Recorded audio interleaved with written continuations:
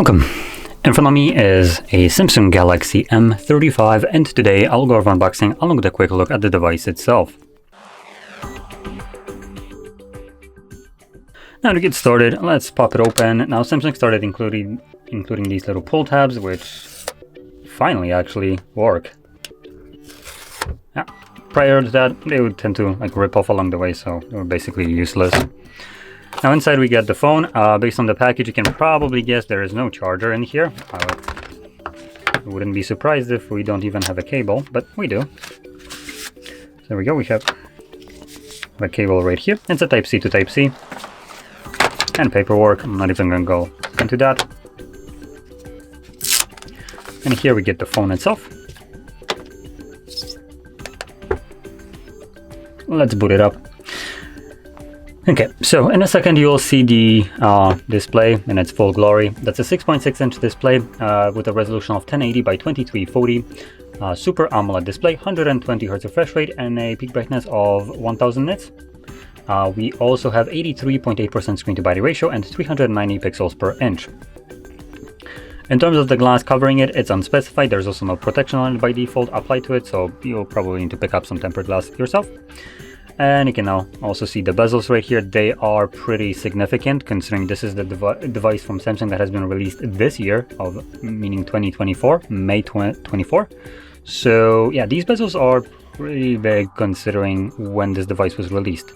And if I compare it even to something like my phone, which is already dated by the standards and significantly dated, this is Mate 20 Pro, a phone that was released 4 years ago. We can now compare these bezels between these two devices, and you can just kind of see. Here's this. So yeah, anyway, just a fun comparison. Now the reason I am comparing it to a flagship device from, 4 years ago, I think 5 at this point, is because that flagship costs now about $200, if not less, while this costs more than double at 520 euros. So, you pay, I guess, for the new security updates and the fact that that it's a new device with warranty and all that stuff, but you don't get really the value for your money here, which is primarily a thing with Samsung. Now let's continue on. So, talking about the cameras right here, we have a triple camera setup, and the main sensor is a 50 megapixel f1.8 aperture wide sensor with PDAF and optical image stabilization. Then we get an 8 megapixel f2.2 aperture 123 degree ultra wide lens, 5 megapixel f2.4 macro. And with those cameras you can record videos at 4K 30 frames, 1080p 3060, 720p at slow motion of 480 frames per second. Now if we flip it over to the front, we have a selfie camera that is a 13 megapixel wide sensor f2.2 aperture, and you can record with that one at 4K 30 frames, 1080p 30. Now continuing on into the internals of this device, we have a whopping 6000 mAh battery, so the device is pretty chunky, but at least it has a big battery inside. And where it kind of falls apart is with the charging speed, which is again a Samsung's just crappiest decision, which is a 25 watt charger for a 520 euro device. Are you sure about that, Samsung? Come on. This phone, which is 4 or 5 years old now, can charge itself at 33 watts. This, 4 years later, with all the technology that has improved devices over the time, is still having shittier screen-to-body ratio, resolution, and also charging speed. Come on, Samsung. Anyway, internally we also have a pretty mediocre internals with 6 or 8 gigabytes of RAM. Now 6 gigabytes of RAM gives you 128 gigs of storage, 8 gigs of RAM gives you 256 gigs of storage. Now we do have expandable storage in here using an SD card, so that's one. And then continuing on, it's being powered by a Exynos 1380 processor. So again, it's Exynos. I have a personal just dislike to Exynos itself, as when Europe was getting Exynos processors in the same devices, US was getting, for instance, Snapdragons, and they might have been close enough. They were running hotter, for instance, when it came to the Samsung Galaxy S22, I think. So they were close enough, but I don't care if it's close enough. If I'm paying the same price as US, I expect the same performance as the other party. I don't care about like the fact that it's just 1% or 2%. I want it to be exactly the same, basically. So I just have personal hatred towards this processor.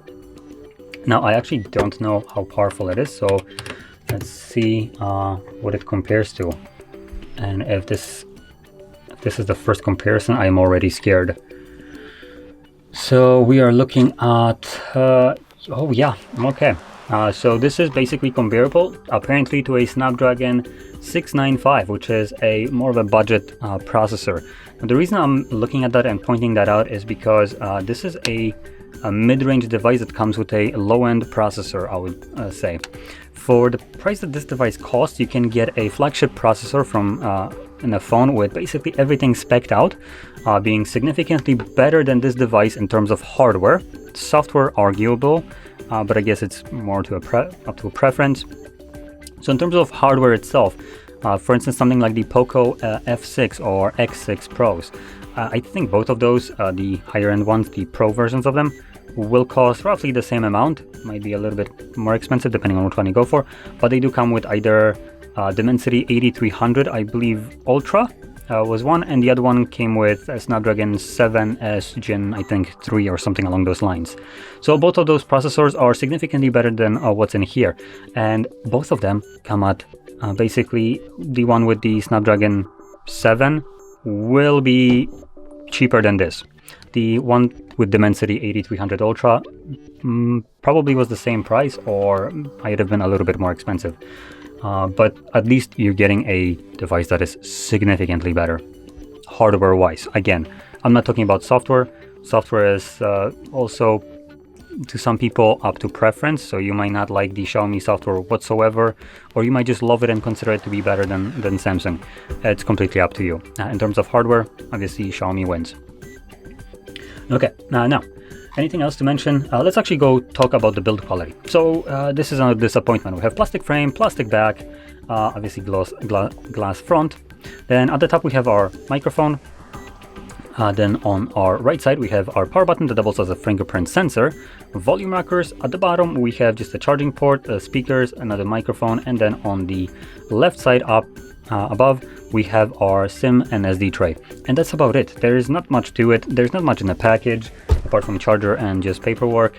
And for a company that claims that, you know, they care about the environment, they produce heck a lot of garbage like this e-waste right here for exorbitant amounts of money. Because let's be honest, 512 or 20 euros is not a small price to ask for a device that basically offers low end or let's just say entry mid-level specs. And just to kind of give you a perspective, I'm gonna look at the 6 Pro, I think it was. I'll just put that one up, and